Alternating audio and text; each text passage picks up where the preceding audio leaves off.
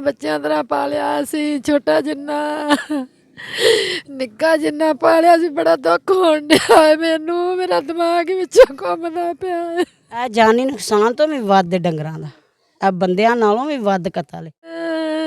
ਇੱਥੇ ਬੱਬਲੂ ਬੱਜਾ ਸੀ, ਇੱਥੇ ਮੰਗਾਈ ਸੀ ਮੰਜੀ।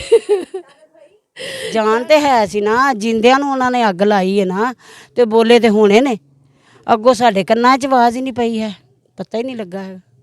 ਤੇ ਜਦੋਂ ਤੁਸੀਂ ਦੇਖਿਆ ਤੇ ਬਿਲਕੁਲ ਹੀ ਡੈੱਡ ਹੋ ਗਈਆਂ ਸੀ ਜਾਂ ਡੈਡ ਹੋ ਗਈਆਂ ਸੀ, ਉਦੋਂ ਸੜ ਕੇ ਡਿੱਗ ਪਏ ਸਨ। ਉਦੋਂ ਤੇ ਅਸੀਂ ਰੋਣ ਪਿੱਟਣ ਨਹੀਂ ਲੱਗ ਪਏ, ਸਾਨੂੰ ਕੀ ਪਤਾ ਲੱਗਣਾ ਸੀ, ਉਦੋਂ ਆਪਣੀ ਹੋਸ਼ ਹੀ ਨਹੀਂ ਸੀ ਹੈ। ਉਹਨਾਂ ਨੂੰ 10 ਸਾਲ ਹੋ ਗਿਆ ਸੀ ਪਾਲਦਿਆਂ, ਛੋਟੀ ਬੱਚੀ ਸੀ। ਜਦੋਂ ਪਾਲੀ ਹੈ, ਪਾਲ ਕੇ ਉਹਨੂੰ ਵੱਡਿਆਂ ਕੀਤਾ ਹੈ, ਉਹ ਸੂਈ ਹੈ, ਉਹਦਾ ਦੁੱਧ ਵੇਚਦੇ ਨੇ। ਟੱਪ ਕੇ ਕਿਸੇ ਨੇ ਪੈਟਰੋਲ ਸੱਟਿਆ, ਉਹਨੂੰ ਅੱਗ ਲਾ ਦਿੱਤੀ। ਕੋਈ ਦੁਸ਼ਮਣੀ नहीं, कोई कुछ नहीं हैगा। अस्सलाम वालेकुम। उर्दू 5 के साथ मैं हूं शगुफ्ता सलीम और इस वक्त मैं रावी रियान में मौजूद हूं। और ये बात हकीकत है कि कोई इंसान अगर खाता हो तो उसको खाते नहीं देख सकते। ये तो बहुत सारी कहावत है कि खाते हुए कोई किसी को देख नहीं सकता, लेकिन ऐसे लोग जो जानते ही नहीं है, किसी को अता पता ही नहीं है कि वो कौन है कौन नहीं है, तो ऐसे लोगों के घर में आके जो इनका एक रोज़ी का सर्कल था, रोज़ी का ज़रिया था, उनको जला दिया गया। रोज़ी का ज़रिया क्या था? कुछ 2 जानवर थे, 2 भैंसें थी जो इन्होंने रखी हुई, और वही उनका रोज़ी का जो सिलसिला चलता था। दूध बेचते थे और दूध से ही उनका गुजारा होता था। लेकिन कुछ ऐसे लोगों ने जिनका कुछ पता नहीं, कोई नामालूम लोग थे जो इनके घर में आए, घर में आके उन्होंने इंसान की अलहदा बात है, इन्होंने बेज़ुबान जानवरों के ऊपर पेट्रोल छिड़क के उनको जला दिया। साथ साथ उनके बाइक पड़ी हुई थी, बाइक भी जला दी। और बड़ी हैरानी की बात है कि बेज़ुबान के ऊपर इस तरह का जुल्म करना, इस तरह की चीज़ करनी, ये किसने किया? इनको किसी पे शक है? ये मेरे बैक पे जो है ये वही घर है जिसके साथ ये जुल्म हुआ, जिनके घर में ये ज़्यादती हुई। तो हम उनके घर में जाते हैं, उनसे पूछते हैं कि उनको किस पे शक है, कौन लोग हैं और उनका ज़रिया आमदन जो है इसके अलावा क्या है। तो आइए उनसे बात करते हैं। अस्सलाम वालेकुम। वालेकुम सलाम। अच्छा, ये बताएं कि ये जो भैंसें जली हैं वो आपकी अपनी थी? हाँ जी, अपनी आई सी। हुआ क्या था? ਹੋਇਆ ਤੇ ਐਵੇਂ ਕੰਧ ਟੱਪ ਕੇ ਕਿਸੇ ਨੇ ਪੈਟਰੋਲ ਸੱਟਿਆ, ਉਹਨੂੰ ਅੱਗ ਲਾ ਦਿੱਤੀ।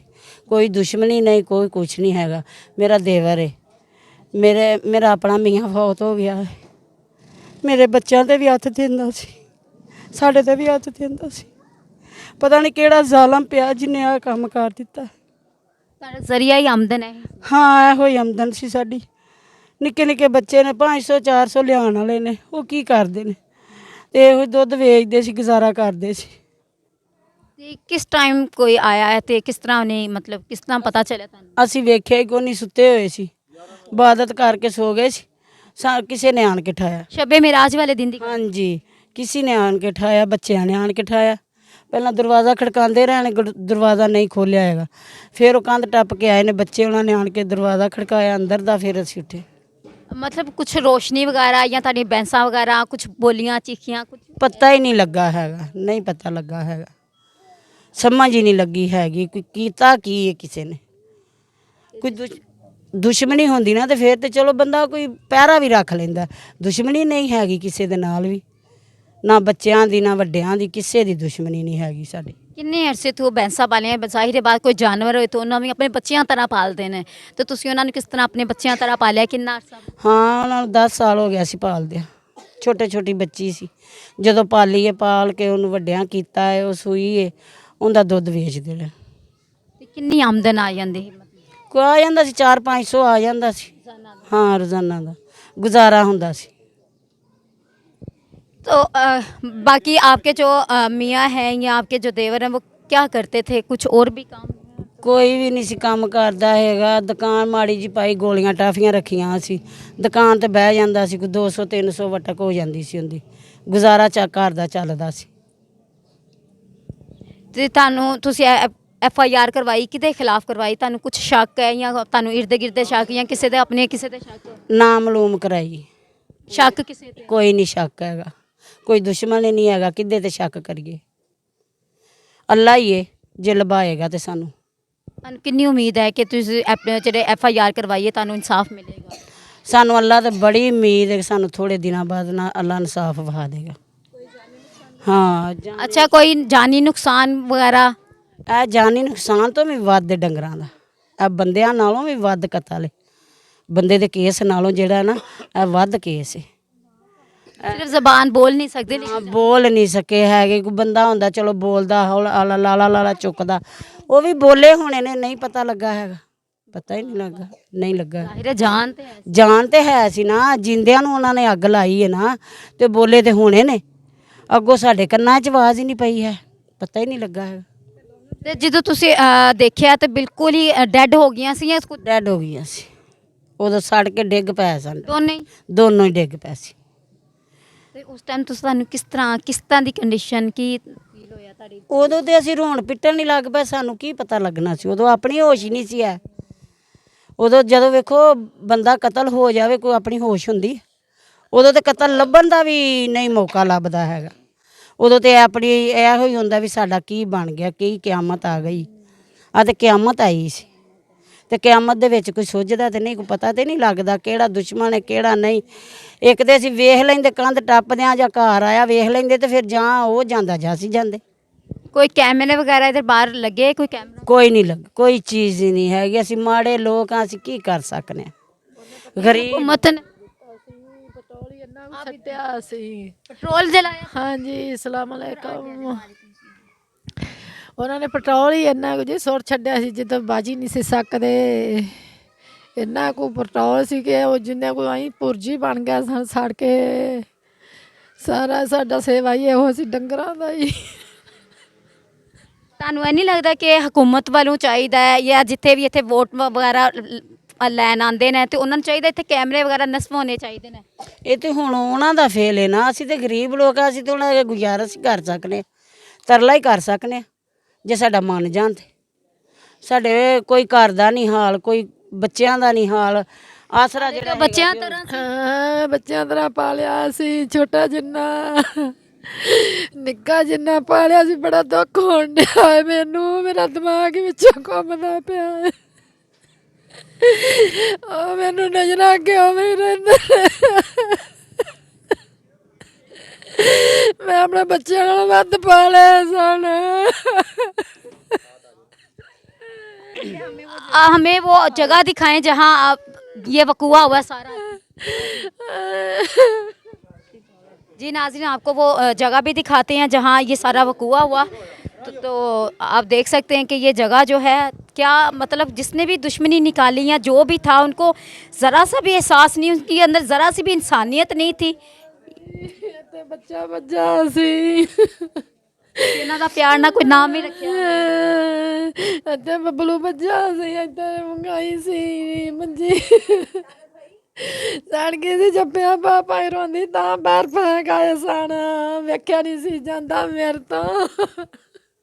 ਤੇ ਇਹ ਬਾਈਕ ਵੀ ਜਲੀ? ਇੱਥੇ ਹੀ ਸੀ, ਇਹਦੇ 'ਚ ਕੋਈ ਸ਼ੈ ਨਹੀਂ ਸੀ। ਇੱਥੇ ਹੀ ਪੁਰਜੀ ਹੋ ਗਈ ਹੈ ਵੀ ਗਲੀ। ਪੈਟਰੋਲ ਬੜਾ ਸੱਟਿਆ ਗਿਆ ਹੈ। ਜਦੋਂ ਇੱਥੇ ਸੜ ਕੇ ਪੁਰਜੀ ਹੋ ਗਿਆ ਨੇ ਉਹਨਾਂ ਨੂੰ ਫੇਰ ਅੱਗ ਗਈ ਹੈ। ਇੱਥੇ ਦੋਵੇਂ ਹੀ ਡੰਗਰ ਮੇਰੇ ਤੋਂ ਨਹੀਂ ਫਿਰ ਵੇਖੇ ਗਏ ਹੈਗੇ। ਸੜ ਕੇ ਮੈਨੂੰ ਹੁਣ ਇਨਸਾਫ ਚਾਹੀਦਾ ਹੈ। ਤੁਹਾਨੂੰ ਕੀ ਲੱਗਦਾ ਹੈ ਕਿ ਤੁਹਾਨੂੰ ਇਨਸਾਫ ਕੌਣ ਦੇਗਾ ਤੇ ਕਿਹਦੇ ਅੱਗੇ ਤੁਸੀਂ ਅਪੀਲ ਕਰੋਗੇ? ਤੁਹਾਡੇ ਅੱਗੇ ਹੀ। ਕੋਈ ਆਈਜੀ ਪੰਜਾਬ ਕੋਲੋਂ, ਕੋਈ ਵਜ਼ੀਰ ਆਲਾ ਨਿਗਰਾਨ ਕੋ ਕੀ ਉਮੀਦ ਰੱਖਦੇ ਹੋ? ਅਸੀਂ ਇਨਸਾਫ ਚਾਹੀਦਾ, ਸਾਨੂੰ ਕੋਈ ਮਦਦ ਚਾਹੀਦੀ, ਸਾਨੂੰ ਹੋਰ ਕੁਛ ਚਾਹੀਦਾ।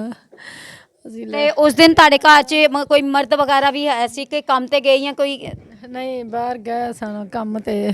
ਘਰ ਬੱਚੇ ਹੀ ਸਨ ਛੋਟੇ ਹੀ, ਹੋਰ ਕੋਈ ਵੀ ਨਹੀਂ ਸੀ। ਅਸੀਂ ਬੀਬੀਆਂ ਹੀ ਸਨ, ਦੋ ਮਾਵਾਂ ਧੀਆਂ ਹੀ, और कौन नहीं सी कोई है। जी नाज़रीन, आपने इनकी बात सुनी और किस तरह इन्होंने पाल के रखा था। तो अभी जो है इनके मेल हजरात है वो भी इधर मौजूद हैं, उनसे जानते हैं कि क्या जो है इन्होंने सारा मंजर देखा, इनके ऊपर क्या बीती। ज़ाहिर बात है ये क़यामत जैसे बता रहे हैं, क़यामत भी। वालेकुम सलाम। ये छोड़, अच्छा ये बताएं कि ये सारा जब वकूआ हुआ तो आपको लगता है किसी के साथ दुश्मनी थी कोई? नहीं जी, मेरी किसी ने दुश्मनी नहीं सी हैगी। इधरों चढ़िया बंदा पेट्रोल सुट के पहले बच्चे साड़ी तो नहीं हो सकता ओदी दुश्मनी होई किंदी जिन्हें आ काम की। हाँ जी बिल्कुल, वो रखता होएगा मेरे नाल, मैं नहीं किसी ने रखी हैगी। पेट्रोल सट्टिया, बच्चे दे भी, गाय दे भी सट्टिया, मोटरसाइकिल दे भी सट्टिया, सट के इधरों टप्पे, इधरों कंन छाल मार गया। ਮੈਨੂੰ ਨਹੀਂ ਮਾਲੂਮ ਹੈ। ਤੇ ਜ਼ਰਾ ਜਿੰਨਾ ਆਈਡੀਆ ਨਹੀਂ ਹੋਇਆ, ਕੁਝ ਵੀ ਮਤਲਬ ਫੀਲ ਵੀ ਨਹੀਂ ਹੋਇਆ? ਨਹੀਂ ਜੀ, ਹਾਲੇ ਤੇ ਮੈਨੂੰ ਕੋਈ ਨਹੀਂ ਦਰਅਸਲ ਫੀਲ ਹੋਇਆ, ਇਹ ਤਾਂ ਮੈਂ ਆਪਣੀ ਟੈਨਸ਼ਨ 'ਚ ਲਗਾ ਫਿਰਨਾ ਵਾਂ। ਜਦੋਂ ਅੱਗ ਲੱਗੀ ਹੈ ਜਾਂ ਕੋਈ ਥੋੜਾ ਜਿਹਾ ਰੋਸ਼ਨੀ ਹੋਈ ਹੈ ਤਾਂ ਬੰਦੇ ਨੂੰ ਪਤਾ ਚੱਲ ਜਾਂਦਾ ਹੈ ਕਿ ਨਹੀਂ ਜੀ, ਅਸੀਂ ਅੱਗ ਬੁਝਾਉਂਦੇ ਰਹੇ ਹਾਂ, ਬਸ ਸਾਨੂੰ ਹਾਲੇ ਕੋਈ ਪਤਾ ਨਹੀਂ ਹੈਗਾ। ਤੇ ਜਦੋਂ ਇਹ ਸਾਰਾ ਵਕੂਆ ਹੋਇਆ ਤਾਂ ਤੁਸੀਂ ਉਸ ਤੋਂ ਬਾਅਦ ਕੀ ਕੀਤਾ ਹੈ? ਕੁਛ ਵੀ ਨਹੀਂ, ਮੈਂ ਐਫ ਆਈ ਆਰ ਲਿਖਾਈ ਜਾ ਕੇ, ਤੇ ਪੁਲਿਸ ਵਾਲੇ ਆਏ ਸਨ ਤੇ ਪਰਚਾ ਕਰਵਾਇਆ, ਬਸ ਕਰਵਾ ਕੇ ਤੇ ਮੈਂ ਚੁੱਪ ਹੋ ਗਿਆ ਵਾਂ। ਤੇ ਪੁਲਿਸ ਵਾਲੇ ਦੁਬਾਰਾ ਆਏ, ਉਹਨਾਂ ਨੇ ਕੋਈ ਕਾਰਵਾਈ ਦੁਬਾਰਾ ਕੁਝ ਕੀਤਾ ਹੈ? ਨਹੀਂ, ਹਾਲੇ ਤਾਂ ਕੋਈ ਨਹੀਂ ਕੀਤਾ ਉਹਨਾਂ। ਕੋਈ ਕਾਰਵਾਈ ਨਹੀਂ ਕੀਤੀ? ਨਹੀਂ, ਹਾਲੇ ਨਹੀਂ ਕੀਤਾ। ਤੁਸੀਂ ਕਿਹਦੇ ਅੱਗੇ ਉਮੀਦ ਕਰੋਗੇ, ਕਿਹਦੇ ਅੱਗੇ ਅਪੀਲ ਕਰੋਗੇ? ਤੁਹਾਨੂੰ ਕਿੱਥੋਂ ਜਿਹੜਾ ਦਰਖਾਸਤ ਮਿਲੇਗੀ ਕਿ ਤੁਹਾਨੂੰ ਲੱਗਦਾ ਹੈ ਕਿ ਤੁਹਾਨੂੰ ਇਨਸਾਫ ਮਿਲੇਗਾ, ਕਿਹਦੇ ਕੋਲ ਮਿਲੇਗਾ? ਮੈਂ ਤਾਂ ਅੱਲਾ ਦੇ ਸੱਠੀ, ਅੱਲਾ ਪਾਕ ਨੂੰ ਸਾਫ ਦੇਗਾ, ਜੇ ਕਿਸੇ ਮਦਦ ਕਰਨੀ ਤਾਂ ਕਰ ਸਕਦਾ, ਮੈਂ ਕੋਈ ਨਹੀਂ ਕਰ ਸਕਦਾ, ਹਾਲੇ ਮੈਨੂੰ ਕੋਈ ਪਤਾ ਨਹੀਂ।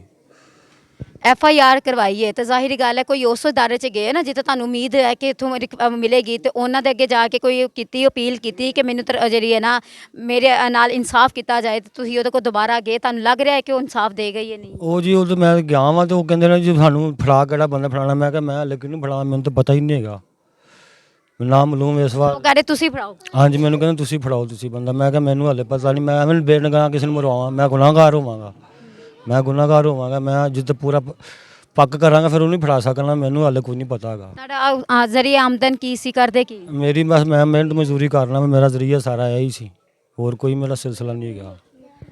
जी नाज़रीन, आपने इनकी बातें सुनी। मैं जिस बंदे ने भी यही काम किया वो बंदा नहीं, वो इंसान नहीं है, वो इंसान हो ही नहीं सकता जिसके अंदर इंसानियत नहीं है, जिसके अंदर इतनी से भी एहसास नहीं है कि इंसान के साथ तो आजकल जैसा हो रहा है वो आपको भी पता है कि इंसान को ऐसे मारा जाता है जैसे पाँव के नीचे कीड़ी आ जाती है, इस तरह मारते हैं। लेकिन बेजान के साथ, जानवर के साथ इस तरह का सलूक किया, क्या कसूर था उनका?